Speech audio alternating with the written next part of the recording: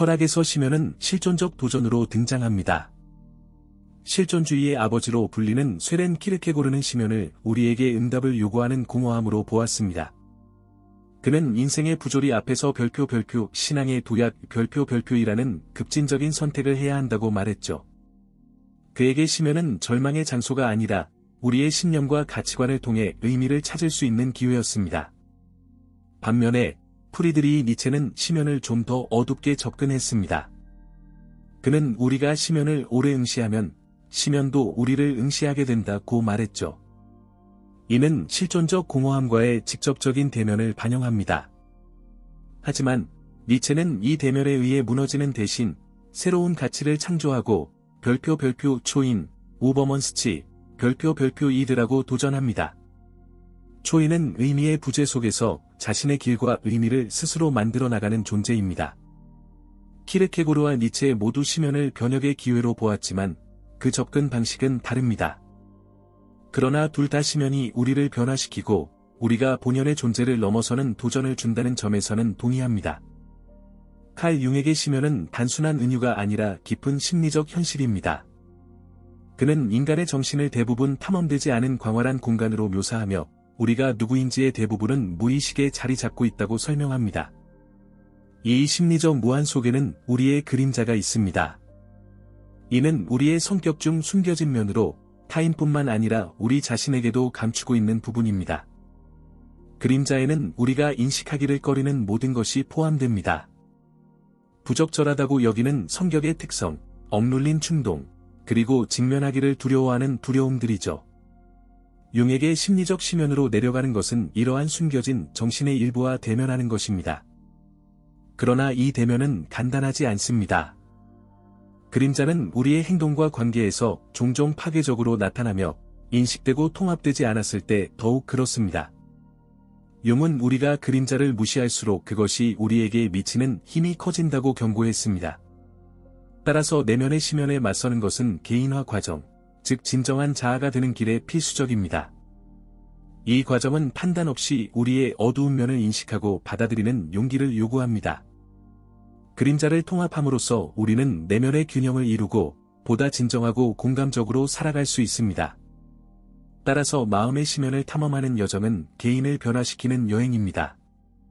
이는 어두운 동굴을 탐험하는 것과 같아서 한 걸음씩 우리는 익힌 자신의 일부를 발견하게 됩니다. 각 발견은 전체성에 더 가까워지는 퍼즐의 새로운 조각입니다. 무의식으로의 이 하강은 종종 저항, 두려움, 불편함을 동반하지만 심리적 성장의 필수적인 여행이기도 합니다. 이 통합을 통해 사람은 심연에서 새로운 자아 이해로 떠오르게 되며 내적 갈등과 투사에서 더 자유로워집니다. 융은 우리가 심연과 싸우기보다는 그것을 포용하라고 초대합니다. 어둠을 마주할 때만이 우리는 온전하고 의식적인 삶을 이룰 수 있다는 것을 아는 것이죠. 실존주의 철학은 심연에 대한 매혹적이고 도전적인 시각을 제공합니다. 쇠렌 키르케고르와 프리드리히 니체에게 심연은 물리적 공간이 아니라 심리적이고 영적 상태, 즉 삶의 공허함이나 의미의 부재를 직면했을 때 발생하는 실존적 위기입니다. 키르케고르는 실존주의의 아버지로 자주 불리며 심연을 인간이 지닌 급진적 자유에 대한 응답으로 봅니다. 그는 불확실성의 심연에 직면했을 때 우리가 우리의 존재를 형성하는 선택을 강요받는다고 믿었습니다. 그러나 이 자유는 대가를 동반합니다. 그것은 우리 앞에 놓인 광활한 공허를 인식할 때 오는 깊은 불안과 실존적 고통을 가져옵니다. 키르케고르는 이 공허 속으로 뛰어드는 결정을 별표 신앙의 도약 별표이라고 불렀습니다. 이는 이성의 답변이 결실을 맺지 못할 때 개인적인 의미를 찾는 파라독스적 방법입니다. 키르케고르에게 신앙의 도약은 반드시 종교를 의미하지 않습니다. 그것은 불확실성과 존재의 부조리에도 불구하고 무언가에 대한 믿음을 갖는 용기를 의미합니다. 따라서 심연은 끝이 아니라 우리가 의미 있는 것으로 선택한 것에 대한 헌신의 여정을 시작하는 출발점입니다. 심연에 뛰어들 때 우리는 두려움에서 도망치는 것이 아니라 그 두려움을 포용합니다.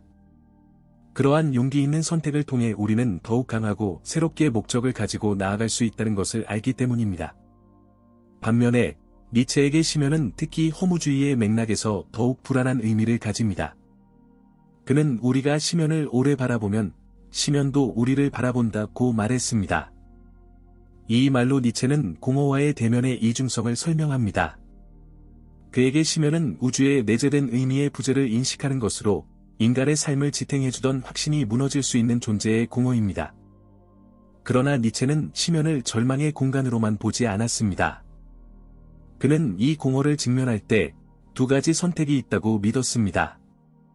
하나는 허무주의에 굴복하여 모든 의미를 잃는 것이고, 다른 하나는 새로운 가치를 창조하여 별표 초인, 우버먼스치, 별표 이 되는 것입니다. 초인은 자신의 운명과 의미를 스스로 만들어 나갈 수 있는 존재입니다. 니체에게 심연은 영적이고 철학적인 힘의 시험이며, 혼돈 속에서 새로운 의미를 창조할 수 있는 사람만이 생존하고 결국 번영할 수 있습니다. 키르케고르와 니체 모두 심연에 대한 철학적 관점은 그 공허가 끝이 아니라 재탄생을 위한 비옥한 토양임을 강조합니다. 두 사상가는 심연이 가져오는 고통의 깊이를 인정하지만 그것이 개인적 변혁의 기회라고도 봅니다. 키르케고르는 우리가 어둠 속에서 하는 도약에 신뢰를 가지도록 가르치고, 니체는 심연의 어둠이 우리를 다시 바라볼 때 새로운 가치를 구축하라고 도전합니다. 결국 실존주의에서의 심연은 우리가 공허를 어떻게 다루는지를 성찰하도록 초대합니다. 그것은 우리가 즉각적인 답변의 부재에 직면하게 하며 우리 자신의 존재의 의미에 대한 책임을 지게 합니다. 심연을 탐험하는 여정은 고독하지만 필수적입니다. 그곳에서 우리는 신념, 새로운 가치의 창조 또는 단순히 불확실성을 수용함으로써 진정한 내면의 힘을 발견합니다. 문학은 인간의 자기인식과 구원을 향한 여정을 표현하기 위해 심연을 중심적인 의미로 사용합니다. 단테 알리기에리의 신곡에서는 주인공이 지옥, 연옥, 천국의 세 영역을 거치는데 특히 지옥을 통과하는 과정에서 심연의 은유가 강렬하게 드러납니다. 지옥의 각원은 타락한 영혼의 한 단면을 상징하며 단테는 이러한 결함과 고통을 마주해야만 앞으로 나아갈 수 있습니다. 이때 심연은 단순한 처벌의 공간이 아니라 자기 대면과 정화를 위한 장소가 됩니다. 자신의 그림자를 직면하지 않고서는 구원이 불가능합니다. 조지프 콜레드의 암흑의 핵심에서는 이 심연의 은유가 심리적 차원으로 확장됩니다. 마를로가 콩고로 향하는 여정은 인간 정신과 도덕성의 심연을 탐구하는 상징적 하강입니다. 중심 인물인 커츠는 심연에 빠져 한계없이 탐닉한 결과 도덕성을 상실하고 혼돈과 타락의 화신으로 변모합니다. 콜레드는 심연이 단지 외부에 존재하는 것이 아니라 인간 내면에 내재된 힘임을 암시하며 통제되지 않으면 파멸로 이어질 수 있음을 보여줍니다. 문학과 심연은 필연적이고 본질적인 내적 여정을 드러냅니다. 두 작품 모두 심연은 혼돈을 극복하기 위해 희생과 용기를 요구하는 내면의 탐험으로 나타납니다. 공통된 메시지는 어둠을 통과해야만 빛을 찾을 수 있다는 것입니다. 종교적 맥락에서 심연은 위협인 동시에 영적 쇄신의 약속을 상징합니다. 창세기에서는 테옴, 티엄, 이라 불리는 원초적 심연이 혼돈의 상태로 묘사되며 하나님은 이 혼돈에서 세상을 창조하십니다. 혼돈으로부터 질서 있는 우주를 창조하는 이 이미지는 깊은 영적 진리를 반영합니다. 심연과의 대면은 끝이 아니라 새로운 창조의 시작이라는 것입니다. 혼돈을 통과하는 여정은 새로운 것을 세우기 위한 필수적인 과정입니다. 요한계시록에서는 이 개념이 또 다른 관점으로 확장됩니다.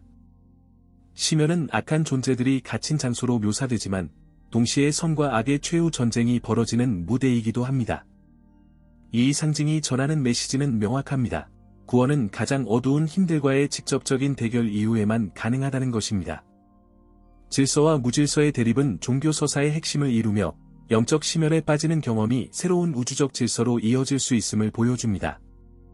또 다른 중요한 예시는 성 요한 십자가가 대중화한 영혼의 어두운 밤 개념입니다.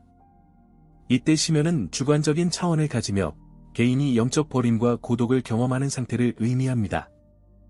그러나 이 위기는 자아를 정화하고 영혼을 신성에 더 가깝게 이끄는 과정으로 여겨집니다. 어두운 밤은 개인과 영적 차원의 그림자를 통과하는 여정이며 올바르게 인도될 경우 신성과의 합일에 도달합니다. 이처럼 종교 속 심연은 양면성을 지니며 타락의 위협이자 상승의 기회로 작용합니다.